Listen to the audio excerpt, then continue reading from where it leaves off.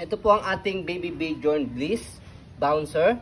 Latest version po ito ng Baby Bjorn Bouncer. Ayan, good for newborn up to 13 kg. Ayan. So adjustable po siya hanggang 3 level po ang height. Okay? So ayan po kapag pang toddler po siya. Ayan, as you can see mataas na mataas siya. And then pagka pangalawa, saglit. Ayan, dito.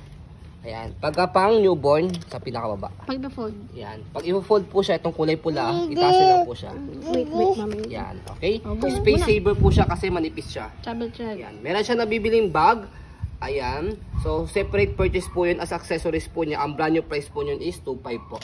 Ito brand new price is 13. Ayan, 13, ang brand new price po nito is 13,700. 700. Yan, okay?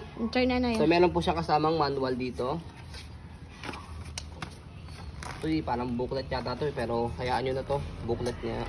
Chinese naman. Japanese.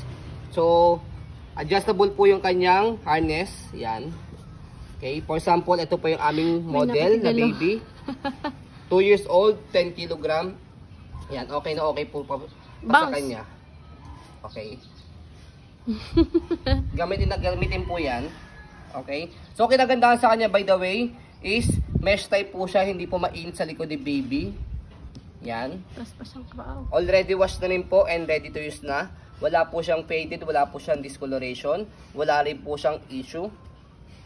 Yan. Okay. And then, pediatrician recommended din po yan. Kasi napakaganda po niya. Yan.